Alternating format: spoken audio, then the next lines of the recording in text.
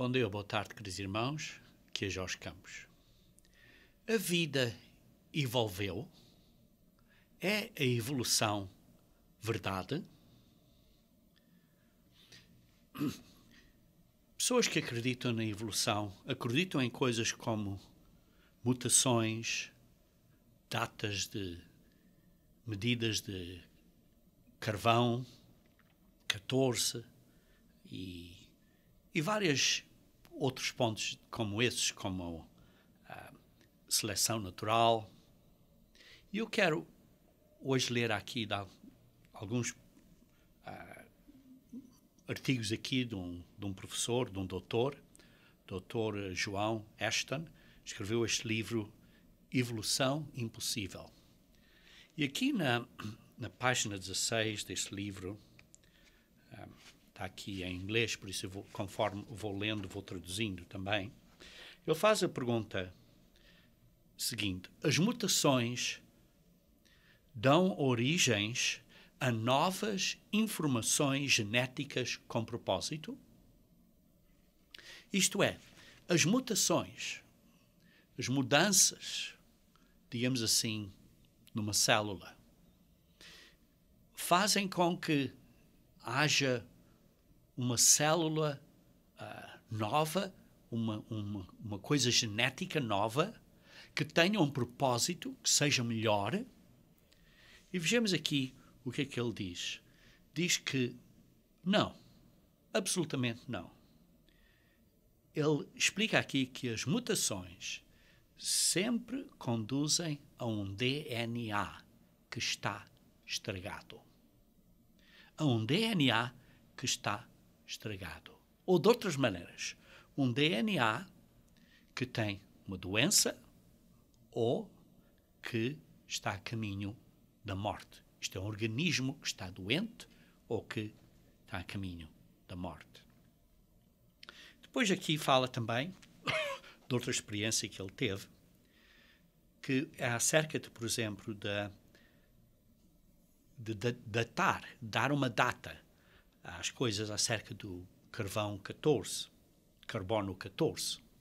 E depois diz assim, ele achou uma pá de madeira que foi usada numa mina de ouro. E então fizeram uma análise a essa pá, isso foi na Nova Zelândia, fizeram a análise a essa pá e disseram que a pá, nesta mina de ouro, tinha 6.600 anos de idade. Ora, a atividade mineira nessa mina foi nos anos de 1800. Por isso era cerca de, digamos assim, 200 anos de idade, não 6.000 anos. E a pá tinha sido feita de material que era corrente nessa altura. E por isso, a pergunta é, as pessoas fazem estas deduções e estas reivindicações da evolução, mas são essas coisas de fato? Por exemplo, aqui na página 20 deste mesmo livro, ele diz assim, fazendo uma cotação ou citando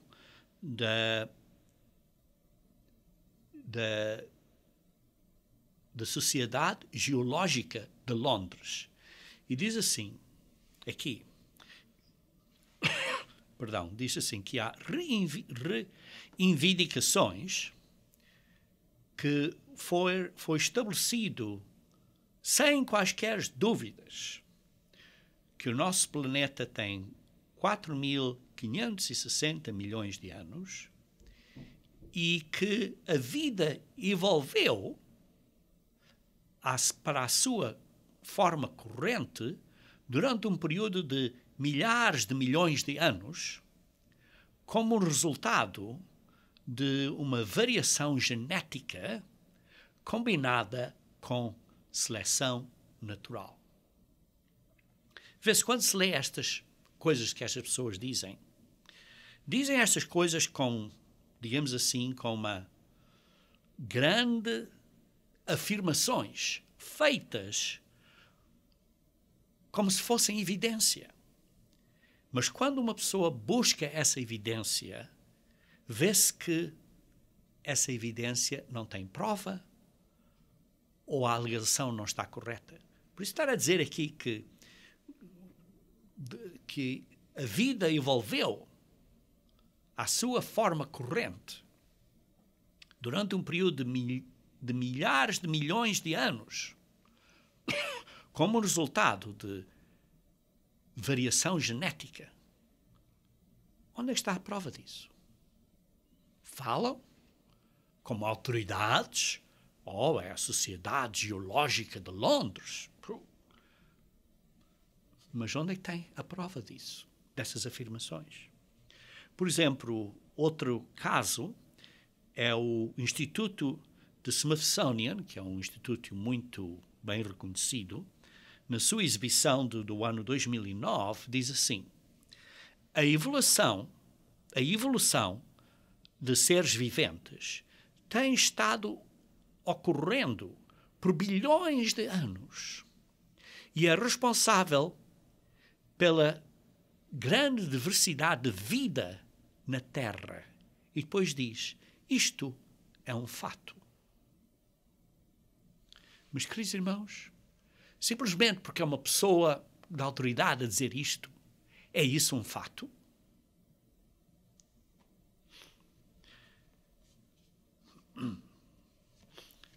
Queridos irmãos, isso não é necessariamente um fato. Não é necessariamente uma verdade.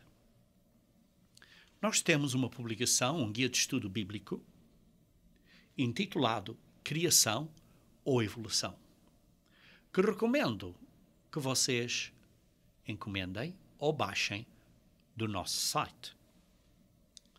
É gratuito, se vocês quiserem encomendar, como todo o nosso material é gratuito. Mas aqui na página 25, e tem citações aqui muito importantes e válidas, mas diz aqui na página 25 acerca do registro fóssil.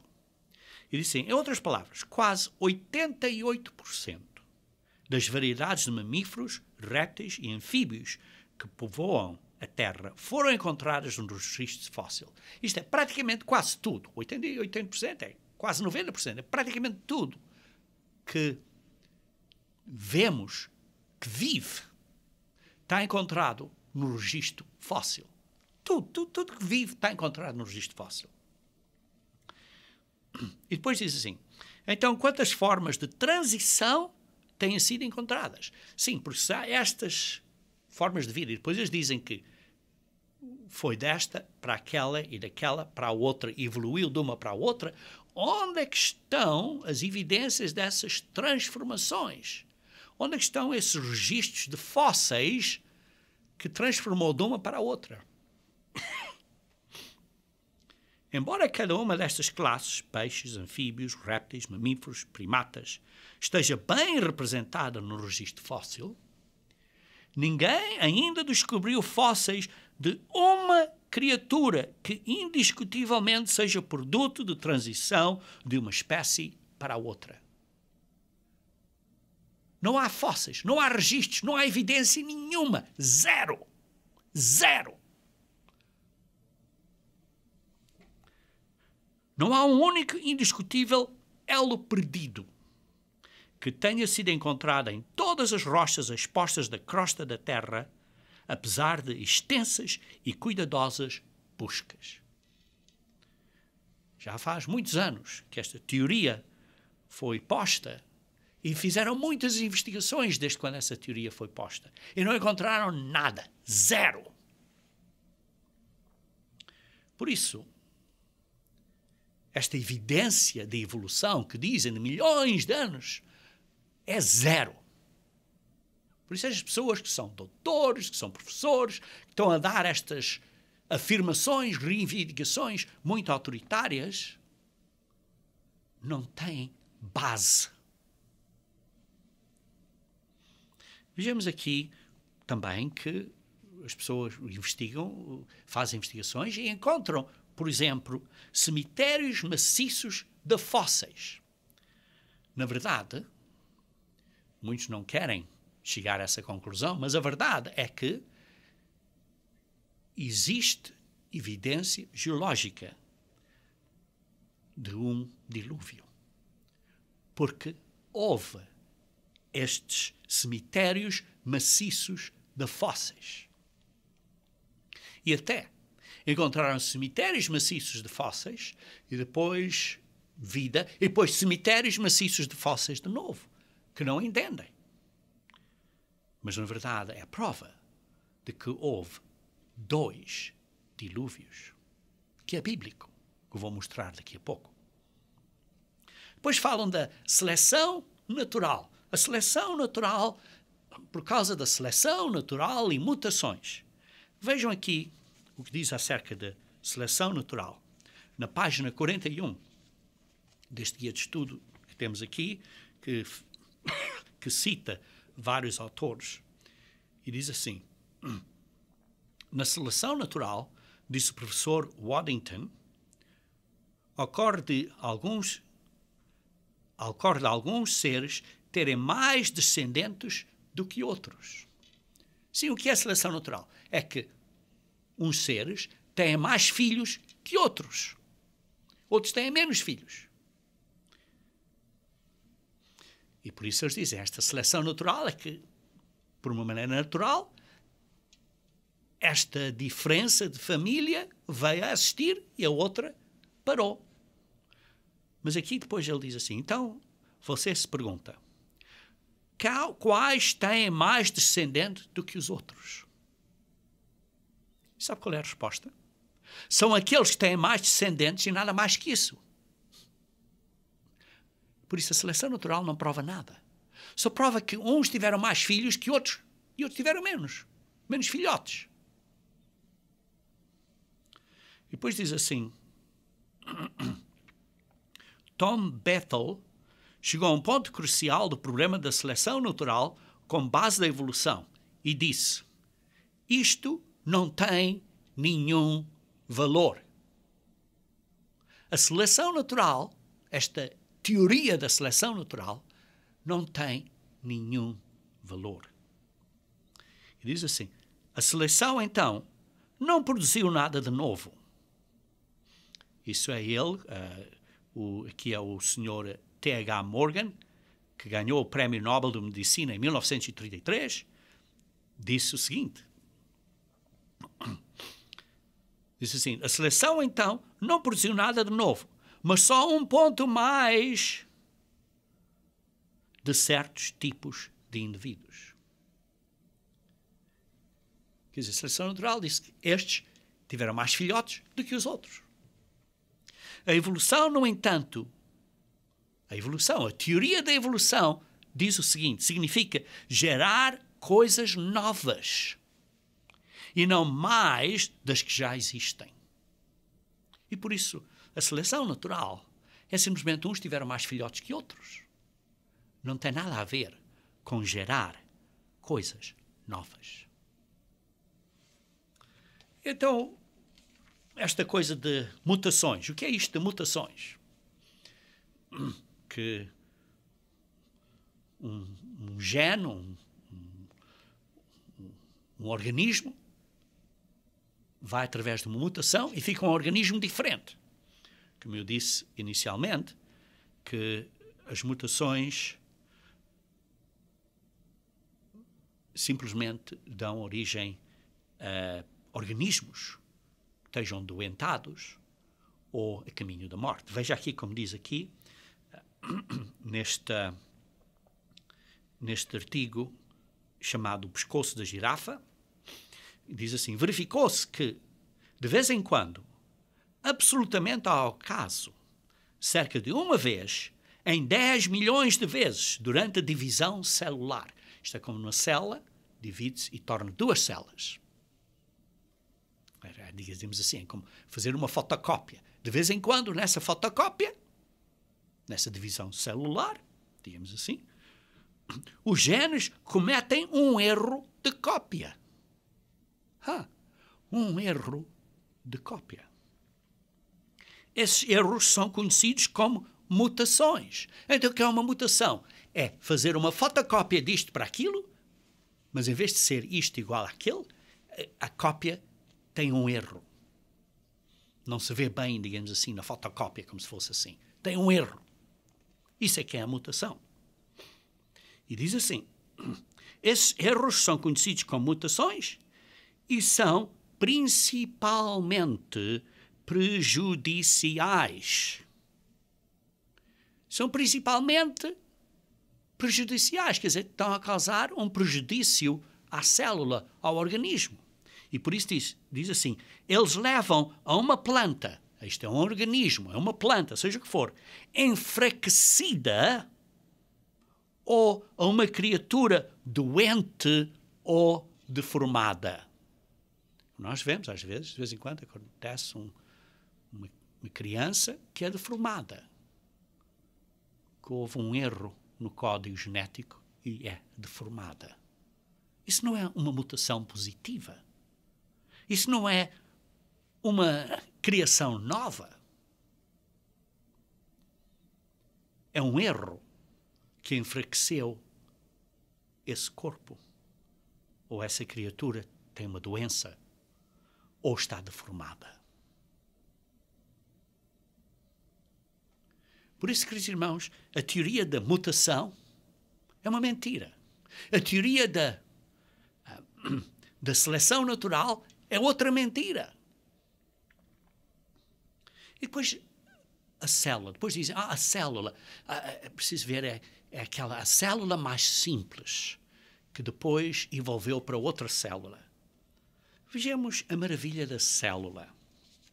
A maravilha da célula. Vou ler aqui. As células são seres vivos maravilhosos e incrivelmente complicados. Por isso não há uma célula simples, são complicados. E depois continua. Por exemplo, a membrana da célula é uma maravilha por si mesma. Se fosse muito porosa, as soluções prejudiciais entrariam e levariam a célula a se romper. Por outro lado, se a membrana for muito impermeável, o alimento não poderia entrar e os resíduos resultantes não podiam sair e a célula morreria rapidamente. Vê-se como é complicado isto. Tem que ser exato. Um exemplo comum desta complexidade, uma complexidade que é irredutível, quer dizer que não se pode reduzir essa complexidade, é uma ratoeira. Você já fez uma ratoeira para apanhar um rato? Essa ratoeira tem várias peças. Tem a base, tem o martelo, tem a mola e assim. Se você, por exemplo, fizer uma ratoeira mas não puser a mola, não vai matar ratos. Se você fizer uma ratoeira mas não puser o martelo, não vai matar ratos. Não funciona. Não funciona. Todas as partes têm que estar lá para funcionar. E por isso diz assim um bocadinho mais adiante acerca da célula. Para entender a realidade da vida como revelada pela biologia molecular, escreve o Dr. Denton, temos que ampliar bilhões de vezes uma célula que esteja com 20 km de diâmetro. Imagina uma célula pequeniníssima que não vemos. Está ampliada como se fosse 20 km de diâmetros. Há uma distância grande, 20 km. Isso parece como um dirigível gigante. Isso parece como se fosse, digamos assim, uma máquina enorme, um motor enorme, como se fosse um veículo, um carro enorme que tivesse o tamanho de 20 km de diâmetro.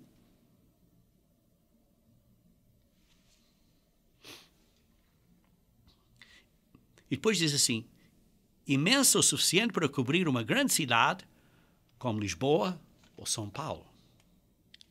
Então o que se vê é um objeto de complexidade sem precedentes e desenho adaptativo.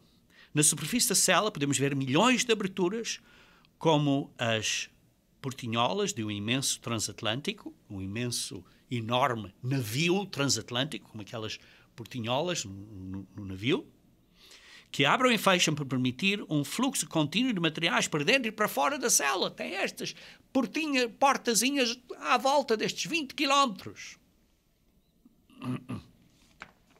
de diâmetro. Se fosse possível entrar em uma dessas aberturas, se nós pudéssemos entrar numa dessas portazinhas ou janelinhas, digamos assim, encontraríamos um mundo de suprema tecnologia e desconcertante complexidade. Entrávamos então numa, digamos assim, como se fosse numa fábrica extremamente complexa lá dentro. Veríamos intermináveis corredores, muito bem organizados, e dutos de ramificação em cada direção do perímetro da célula, alguns levando ao banco de memória, central do núcleo, e outros para plantas de montagem e unidades de processamento. Seria uma máquina, uma fábrica enorme, tudo muito bem organizadinho dentro dessa célula. E estamos a falar de uma célula simples. O núcleo em si seria uma vasta câmara esférica de mais de 1 quilómetro de diâmetro, semelhante a uma cúpula geodésica dentro da qual se poderia ver tudo bem empilhado em conjuntos ordenados, quilómetros de cadeias enroladas de moléculas de DNA. Quer dizer, o núcleo, que era mais de 1 quilómetro, era um centro de uma fábrica enorme. Queridos irmãos, aí vemos a maravilha da célula, uma coisa fantástica. E esta é a célula simples.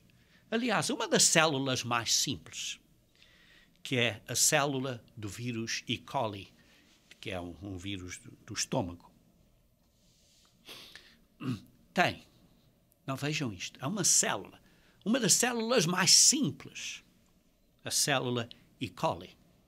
Tem 2,4 milhões de proteínas, moléculas de proteínas, 2,4 milhões de moléculas de proteínas, e cada dessa molécula tem 4.000 tipos de proteínas. Tem 255.000 moléculas de ácido nucleico, que tem 660 tipos de ácidos nucleicos. Teria 1,4 milhões de moléculas de polissacarídeo, que é um tipo de moléculas de açúcar, com mais de 3 tipos diferentes de polissacarídeos. Teria 22 milhões de moléculas lipídicas, feitas com mais de 50 a 100 tipos diferentes de lipídicos. Tinha muitos milhões de moléculas metabólicas, que são feitas com cerca de 800 tipos diferentes de materiais. Teria milhões de moléculas minerais, que são feitas variando entre 10 a 30 tipos diferentes de minerais. E teria 24,3 bilhões moléculas de água. E todos estes têm que estar na concentração correta, porque senão não funciona, como a ratoeira, como eu expliquei. Vê estas coisas. A molécula, a simples molécula, não é assim tão simples. Não é assim tão simples. Então qual é a probabilidade disto?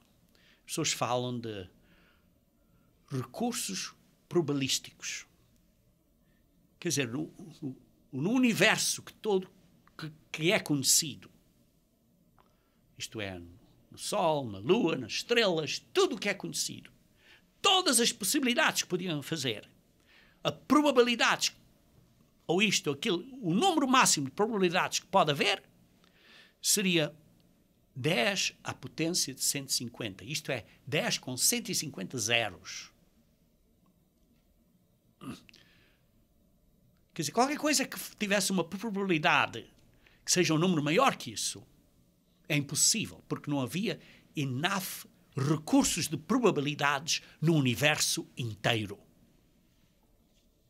Ora, o DNA é composto de vários ácidos e proteínas.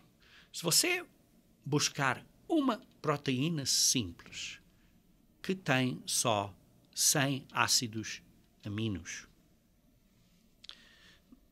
Essa proteína simples teria 100 ácidos aminos que tinham de estar formados numa forma de um L, da maneira que o DNA funciona, e estão ligados por várias ligações peptídicas.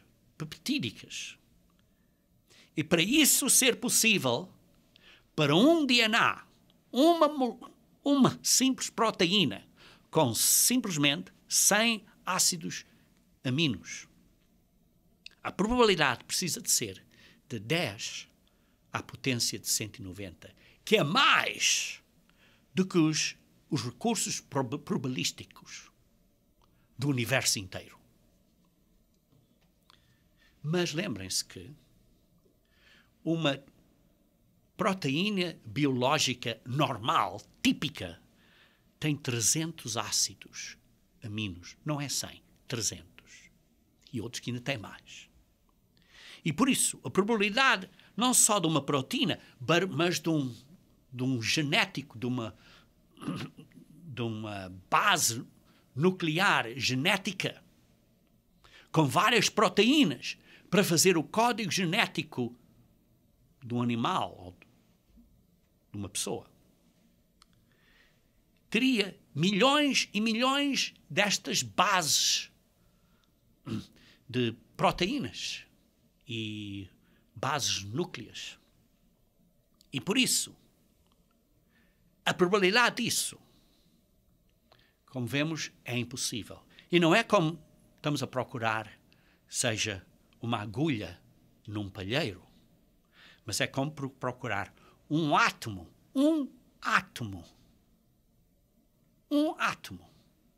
no universo inteiro, entre todas as estrelas e os sols e os universos, as galáxias todas por aí, é só a procura de um átomo. Essa é a probabilidade. Queridos irmãos, vemos que a evolução é impossível.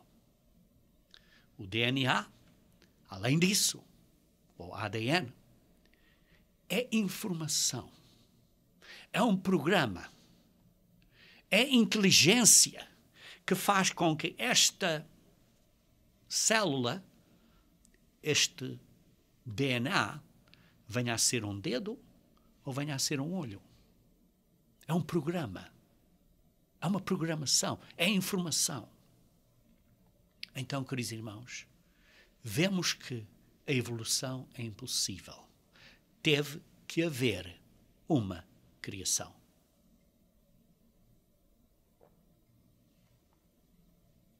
Então, o que é que aconteceu ao início? Ao início, qual é o início da Bíblia? O início, o começo, o início. Está em João 1, versículo 1. João 1, versículo 1. Diz assim, no início, João 1, versículo 1. No princípio, no início, era o Verbo. Era o Verbo, a palavra. Aquele que veio a ser carne. Era o Verbo. Esse ser que foi o porta-voz, o que falou, o porta-voz, o Verbo, a palavra, o porta-voz. Era o Verbo. Era o Verbo. Identifica como existia, existência. E o Verbo estava com o Deus. Aí está um relacionamento de o Verbo, o porta-voz, o que falou, o que criou, através da sua palavra, da sua programação, que fez a programação do DNA, e isso porque é sabedoria, é conhecimento nessa célula. Diz assim, o Verbo estava com o Deus. Aqui está a falar de uma relação, de um relacionamento. Ele estava com o Deus, o Altíssimo. Porquê que é o Altíssimo? É porque o Altíssimo era mais alto que o Verbo estava com o Altíssimo, estava com o Deus. E o Verbo era Deus. O Verbo, aqui está a dizer, uma identificação. Está identificado que era Deus. Não é o Altíssimo, mas é Deus. Desta família de Deus. Deste Elohim, como a Bíblia diz. Da família de Deus. Elohim. Plural. E por isso diz assim, ele estava no princípio com o Deus. O Verbo estava no princípio com o Deus. Por isso vemos existência, relacionamento e identidade. Estava no princípio com o Deus. No princípio. E depois, ele diz assim, todas as coisas foram feitas por intermédio dele. Pelo Verbo. Pelo porta-voz. Por aquele que era a palavra. Aquele que falou. E sem ele, nada do que foi feito se fez. Ele foi o Criador. Isso é exatamente o que lemos, por exemplo, em Colossenses, capítulo 1, versículos 15 a 17. Colossenses, capítulo 1, versículo 15 a 17. Diz assim, esta é a imagem do Deus invisível, Jesus Cristo, aquele que veio a ser carne, o primogênito de toda a criatura, aquele que foi o primeiro gerado pelo Pai, toda a criatura. Pois nele foram criadas todas as coisas, nos céus e sobre a terra, as visíveis e as invisíveis. Sejam tronos, sejam soberanias, quer principados, quer potestades, tudo foi criado por meio dele e para ele. Por meio do porta-voz, da palavra, do verbo. Tudo foi criado por ele, por meio dele e para ele. Ele é antes de todas as coisas. Nele tudo subsiste. Por isso é que a vida dele paga por todas as outras vidas. Porque é muito maior de qualquer outra vida. Tudo foi criado por Jesus Cristo. Mas lembrem-se. Lembrem-se o que diz em Apocalipse 13, versículo 8. Apocalipse 13, versículo 8. Diz assim, a falar aqui acerca do Cordeiro que foi morto desde a fundação do mundo. O que é que isso quer dizer? Quer dizer que quando eles, o Verbo e o Altíssimo, o Deus, planejaram isto, sabiam que um deles, o porta-voz, aquele por quem tudo foi feito, tinha que morrer. Porque foi morto. A decisão foi feita desde a fundação do mundo. Vejam em 2 Timóteo, capítulo 1, versículo 9. 2 Timóteo, capítulo 1, versículo 9. 2 Timóteo, capítulo 1, versículo 9, diz assim. Aqui ao fim diz assim, que nos salvou e nos chamou com sua vocação, não segundo as nossas obras, mas conforme a sua própria determinação e graça, que nos foi dada em Cristo Jesus antes dos tempos eternos. Antes de criar este relógio que usamos hoje para medir o tempo, que é o Sol, a Lua, que dá-nos anos e meses e dias, antes de criar estes tempos que nós conhecemos hoje em dia. Antes disso. Antes desses tempos que nós existem hoje. E por isso tudo foi criado por Jesus Cristo, tudo foi planejado antes da fundação do mundo, E eles dois seres discutiram, falaram, conversaram, planejaram o quê?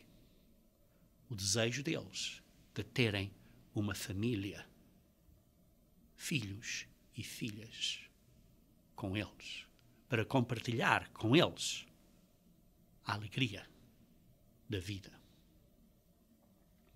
Mas para fazerem isso, esses seres tinham de ter arbítrio livre para poderem escolher. Tinham de desenvolver caráter, isto é, saber o bom e o certo e decidir seguir o caminho do certo, isto é, saber o bom e o mal, seguir o caminho do que era bom, do que era certo e seguir esse caminho mesmo quando tivessem dificuldades. E por isso teria que haver a possibilidade dessas pessoas, desses seres, desses homens, como viemos a ser conhecidos hoje, fazerem um erro. Isto é, pecarem. E se pecássemos, o salário do pecado é a morte. E por isso tinha que haver alguém que pagasse pela nossa morte, que nos resgatasse. E esse que pagou pela nossa morte foi Jesus Cristo, aquele que nos fez, e por isso a sua vida vale mais que todas as nossas vidas. E por isso é que ele foi morto desde a fundação do mundo. Então começou o ato de criar. O que é que ele criou primeiro? Ele criou primeiro os anjos. Como é que sabemos isso? Sabemos isso porque lemos em Jó 38, versículo 7. Em Jó 38, versículo 7, diz assim: quando as estrelas da alva juntas alegremente cantavam e rejubilavam todos os filhos de Deus. Porque você lê aqui em Jó 38, está a falar que fez a criação física do mundo, os fundamentos da terra, como fala aqui, e foi fundada as bases, criou a terra, e quando ele fez esta criação, as estrelas da alva, isto é, os anjos, cantaram alegremente e rejubilaram. Estes que tinham sido criados por Deus, estes que eram os filhos de Deus. Não eram filhos de Deus porque foram gerados, mas eram filhos de Deus porque foram criados por Ele. A diferença entre nós e eles é que nós somos gerados. Eles foram criados. Adão e Eva foi criado, mas nós agora temos filhos e vamos ser gerados quando o Espírito Santo entra em nós, somos gerados como filhos e filhas de Deus. E por isso, quando Deus criou o universo, era lindo. Quando criou o universo, as galáxias, os planetas, isto tudo, era lindíssimo. E os anjos cantaram de alegria. Porquê? Porque não era uma pilha de lixo. Era uma beleza. E por isso é que lemos agora então em Gênesis, capítulo 1, versículo 1. No princípio, criou Deus os céus e a terra. E os anjos cantaram de alegria quando viram os céus e a terra e isso tudo. Porque era uma beleza. E vários anos podem ter passado. Quantos anos? Não sabemos. É possível que tenha sido milhares e milhares de anos que se passaram nesta beleza.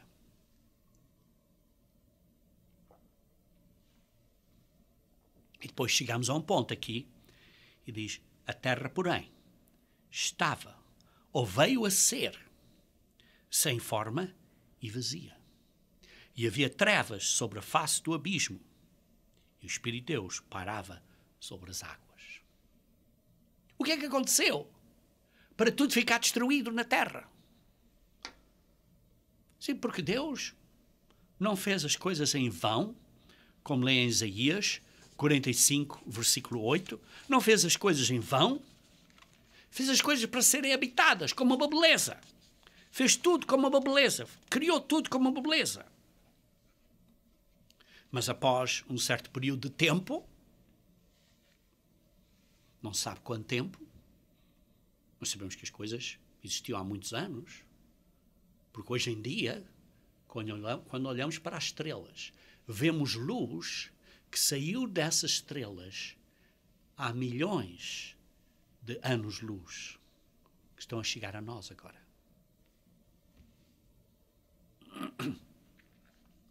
E por isso, houve um grande período de tempo. E durante alguns nesse período de tempo, houve uma rebelião de Satanás contra Deus. Porque até o próprio Jesus Cristo disse que eu vi Satanás cair do céu. Veja em Lucas capítulo 10, versículo 18. Lucas capítulo 10, versículo 18. Diz assim: mas Deus disse, eu vi a Satanás caindo do céu como um relâmpago. Porquê? Porquê este castigo? Porquê esta destruição? Não sabemos exatamente. Possivelmente, porque ele era o querubim que cobria sobre a arca. Ele ouviu acerca do plano de Deus. Vejam, por exemplo, em Ezequiel 28. Ezequiel 28.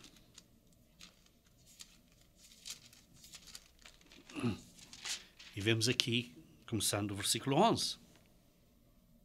Vem a minha palavra do Senhor, dizendo, filho do homem, levanta uma lamentação contra o rei de Tiro. E diz-lhe, assim diz o Senhor, tu és o sinete da perfeição, cheio de sabedoria e formosura. Está a usar aqui o rei de Tiro como um simbolismo físico de Satanás. Porque é um sinete de perfeição, cheio de sabedoria e formosura. Estavas no Éden, jardim de Deus. Estavas no Éden, estavas nesta beleza do mundo que era um Éden.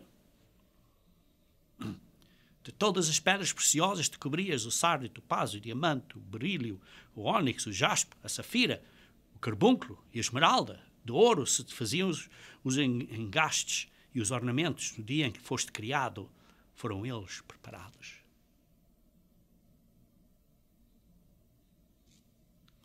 Tu eras querubim da guarda, ungido, e te estabeleci e permanecias no monte santo de Deus, à volta do trono de Deus. Perfeito eras nos teus caminhos, desde o dia em que foste criado. Este ser era perfeito. Até que um dia fez uma decisão de arbítrio livre, de se rebelar contra Deus. E por isso, como diz aqui, se achou iniquidade em ti. Se achou iniquidade em ti. Na multiplicação do teu comércio, se encheu o teu interior de violência. Começou a fazer estas negociatas, estas conversas, a dizer mal, essa má língua. Olha, uma coisa, a dizer mal, este que... Versículo 17. E levou-se o teu coração por causa da tua formosura. Sim, porque era lindo. Corrompeste a tua sabedoria por causa do teu resplendor. Era muito inteligente. Satanás é muito inteligente, queridos irmãos. E depois lancei-te por terra. E Jesus Cristo diz que o viu. Isso foi antes da criação do homem, porque quando o homem foi criado, Satanás já estava na terra. Vejam, por exemplo, em Isaías 14. Isaías capítulo 14, versículo 12. Isaías 14, versículo 12. Como caíste do céu, Ó estrela da manhã, filho da alva, como foste lançado por terra, tu que debilitavas as nações. Tu dizias no teu coração, eu subirei ao céu, acima das estrelas de Deus, exaltarei o meu trono, e no monte da congregação me assentarei, nas extremidades do norte, subirei para as mais altas nuvens e serei semelhante ao Altíssimo. Queridos irmãos, por causa disso, foi atirado para a terra. E por isso então, a terra tornou-se, digamos assim, o resultado, digamos, de uma guerra, mais do que guerra nuclear, uma guerra astronómica. E por isso é que diz em Gênesis capítulo 1, versículo 2, capítulo 1, versículo 2, a terra, porém, veio a ser sem forma e vazia. Havia trevas sobre a face do abismo e o Espírito de Deus parava sobre as águas. A terra estava cheia de água. Houve um dilúvio, digamos assim, na terra. O primeiro dilúvio. E por isso existem cemitérios maciços de fósseis. Sim. Porque nesse jardim de Éden, antes da criação do homem, a terra era linda. Havia animais de várias espécies. E esses seres angélicos tinham a responsabilidade de tomar conta desse jardim. E falharam. Após um certo período de tempo,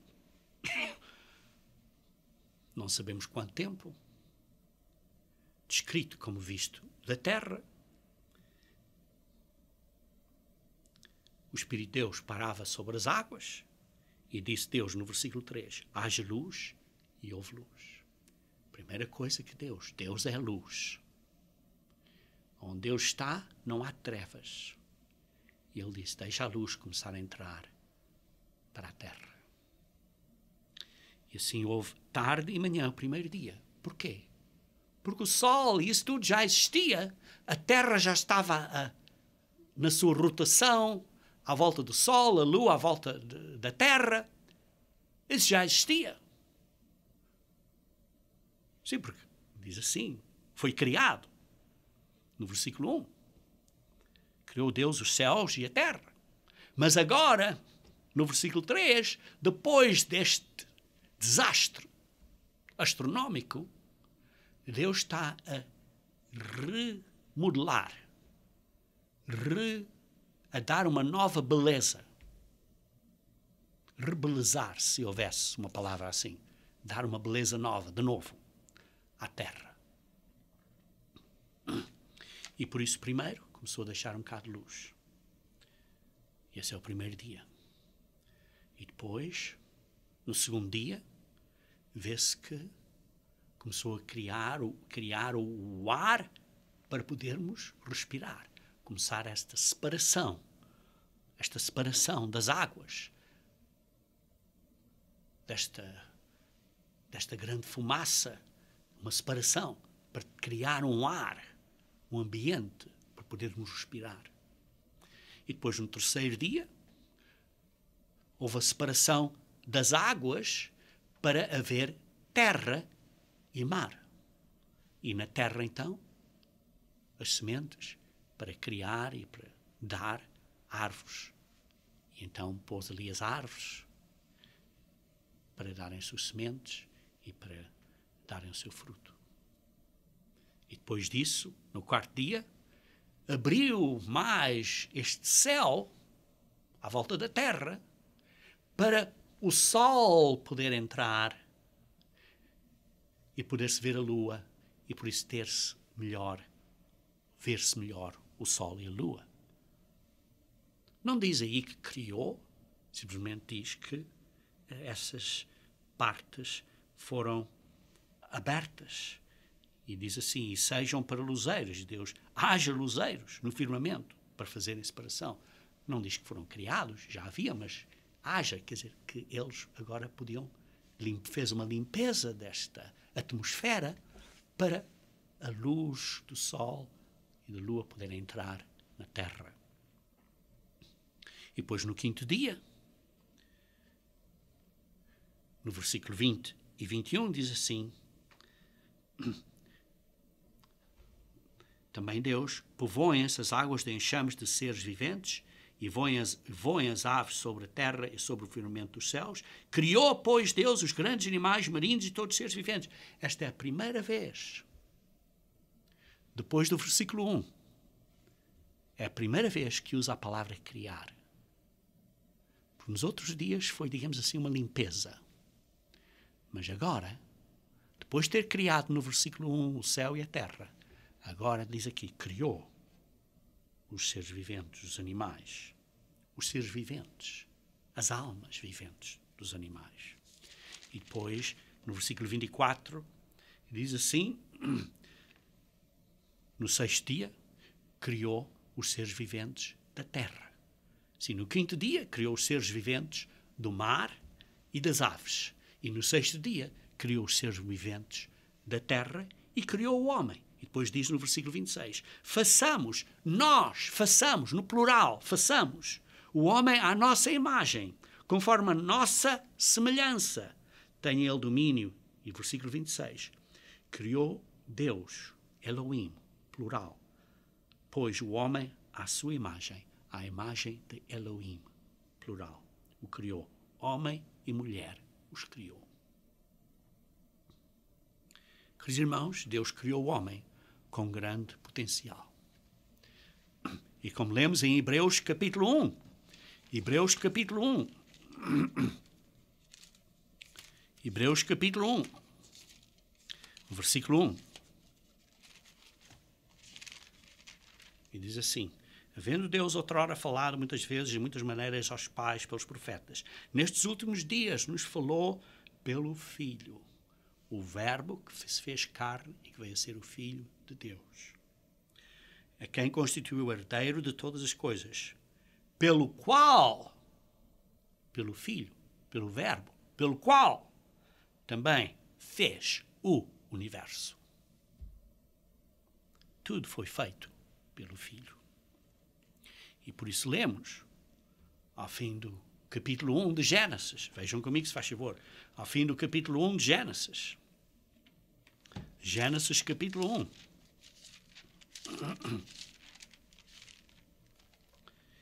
viu Deus tudo quanto fizera, e eis que era muito bom.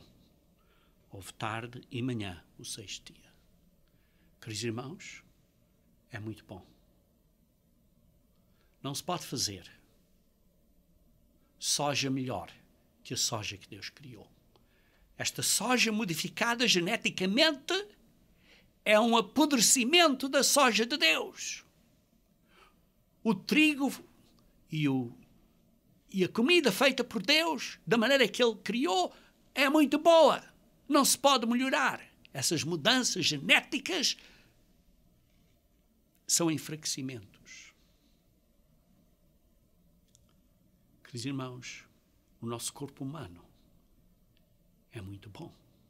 E quando Ele o criou inicialmente, os homens viviam por muitas centenas de anos. Hoje em dia vivemos por menos tempo, porque estamos a ficar mais enfraquecidos. E depois disso, Ele criou o sábado para descansar. Criou o sábado, que representa o descanso. Porque apontava para a criação, mas apontava também para o descanso que vamos ter no reino milenial,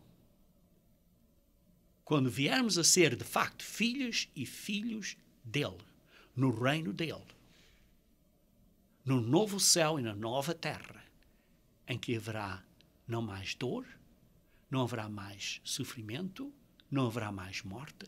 Esse vai ser o descanso que nós esperamos. E por isso é que resta um sábado para nós. Por isso é que Paulo, em Hebreus 4, versículo 9, disse que resta um sabatismo, um descanso sabático para nós. Porquê? Porque é uma visão do futuro, do descanso ainda a vir. E por isso o sábado representa, está claro, uma memória da criação e do descanso, mas é uma memória do descanso final que vamos ter como filhos e filhas dele no reino de Deus. Queridos irmãos, como sabemos, o Adão e a Eva rejeitaram a árvore da vida, fizeram a escolha errada. E por causa disso, morreram. E todos os nossos pais e antecedentes morreram. Ou morrerão. Por Adão entrou a morte. Por Jesus Cristo, o segundo Adão, entra a vida eterna. O nosso Salvador. Queridos irmãos,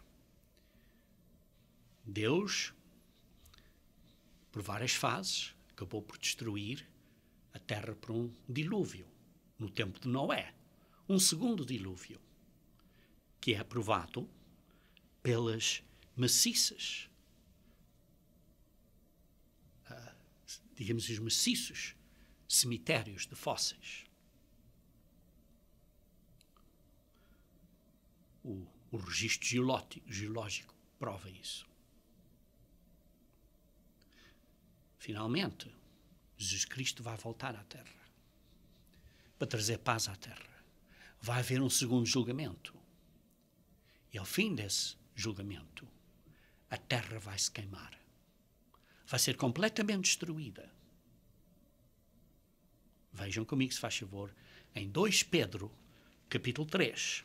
2 Pedro, capítulo 3.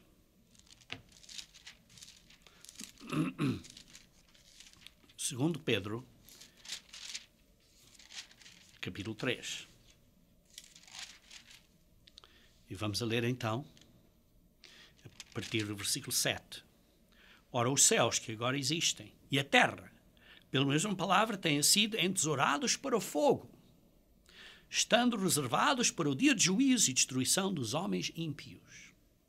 Há todavia uma coisa, amados, que não devem esquecer, que para o Senhor um dia é como 1000 anos, e 1000 anos como um dia. Deus não vê o tempo como nós vemos. Para Ele, 1000 anos não é nada. Vai haver um descanso milenial, um 7º sábado milenial. Mas para Deus, 1000 anos é nada. E por isso não retarda o Senhor a sua promessa, como alguns julgam demorada. Pelo contrário, Ele é longânimo para convosco, não querendo que nenhum pereça, senão que todos cheguem ao arrependimento. Ele nos está a dar tempo para nos arrependermos. Virá, entretanto, como um ladrão, o dia do Senhor, no qual os céus passarão com estrepitoso estrondo, e os elementos se desfarão abrasados. Também a terra e as obras que nela existem serão atingidas. Queridos irmãos, isto será depois do reino milenial, depois da segunda ressurreição, quando vai haver aquele juízo final ao fim do trono branco, e então vai haver o lago de fogo, a terra toda vai ser queimada, os ímpios vão ser todos destruídos. E depois disso, vamos ter uma nova terra e um novo céu. Deus vai de novo embelezar, dar uma beleza, renovar a terra e o céu, mas desta vez de uma maneira eterna. E isto é o que Romanos descreve em Romanos capítulo 8, versículos 19 a 22. Leiam comigo, se faz favor. Romanos capítulo 8, versículo 19 a 22. A ardente expectativa da criação aguarda a revelação dos filhos de Deus. Queridos irmãos, a criação tem uma esperança, tem uma expectativa. O universo, as galáxias, isto tudo tem uma expectativa. Estão à espera da revelação dos filhos de Deus. Após a vinda de Cristo, após o milénio, após o juízo final, os filhos de Deus, a família estará completada. Pois a criação está sujeita à vaidade. Esta criação está sujeita à vaidade, está sujeita à corrupção, a ficar velha, a ficar estragada. Não voluntariamente, mas por causa daquele que a sujeitou. Deus fez isto de propósito, assim, porque esta criação é uma coisa temporária, para nós sermos treinados e para nós aprendermos a sermos filhos e filhas dele, para desenvolvermos o caráter justo, perfeito, sagrado, santo de Deus, na esperança, versículo 21, de que a própria criação será redimida do cativeiro da corrupção, sim, desta vaidade, para a liberdade da glória dos filhos de Deus. Para a liberdade que vamos ter no novo céu e na nova terra, como filhos e filhas de Deus eternamente. Vejam então em Apocalipse capítulo 21. Apocalipse capítulo 21. E vamos ler então no versículo 1 a 4. Vi novo céu e nova terra. Tudo foi queimado. Foi ao fim deste grande período de julgamento, após o reino milenial, após a segunda ressurreição, após a destruição dos ímpios. Tudo foi destruído. Esta grande esperança para a criação é feita uma nova terra e um novo céu, pois o primeiro céu e a primeira terra passaram e o mar já não existe. E vi também a cidade santa, a nova Jerusalém, que descia do céu da parte de Deus, ataviada como noiva, adornada para o seu esposo. Então ouvi grande voz vinda do trono, dizendo: Eis o tabernáculo de Deus com os homens. O Pai vem para a terra. O Altíssimo vem para a terra. Deus habitará com os homens, com eles. Eles serão povos de Deus e Deus estará com eles. A terra, digamos assim, vai ser o novo céu. Vai ser a nova habitação de Deus. E lhes enxugará os olhos de toda a lágrima, e a morte já não existirá, já não haverá luto, nem pranto, nem dor, porque as primeiras coisas passaram. E que os irmãos, como lemos, vai haver paz na terra. E vejam então no capítulo 22, no versículo 1. Então ele mostrou o rio da água da vida, brilhante como cristal, que sai do trono de Deus e do Cordeiro, do trono do Pai e do Cordeiro, que estão na terra, agora nesta nova Jerusalém, que está na terra. No meio da sua praça e de uma e outra margem do rio está a árvore da vida. A árvore da vida que Adão rejeitou vai ser recriada e posta na nova terra, que produz 12 frutos, dando o seu fruto de mês em mês. E as folhas da árvore são para a cura dos povos. Nunca mais haverá qualquer maldição. Nela estará o trono de Deus e do Cordeiro, e os seus servos o servirão. O trono de Deus e o trono do Cordeiro. E os seus servos contemplarão a sua face, e no seu fronte está o nome. Então já não haverá noite, nem precisam eles de luz de candeia, nem de luz do sol, porque o Senhor Deus brilhará sobre eles e reinarão pelos séculos dos séculos. Teremos então esta criação, queridos irmãos, que não é evolução, mas é um plano de Deus para desenvolver, para criar filhos e filhas dele. E, queridos irmãos, vemos aqui que a vida não envolveu. A vida foi criada por Deus para um grande propósito. A vida física, com a capacidade de pecar, de morrer, mas também de se arrepender, de ser perdoado e de receber então uma vida espiritual eterna através do Criador, que é o nosso sumo sacerdote, que é o nosso Salvador, que é Jesus Cristo. Tudo foi feito por Ele e para Ele. E Deus quer compartilhar conosco felicidade e vida eterna para sempre. E por isso sabemos que Jesus Cristo vai restaurar esta terra a uma beleza, a um novo Éden que vai ser universal. E por isso podemos dizer: vem Jesus Cristo, vem.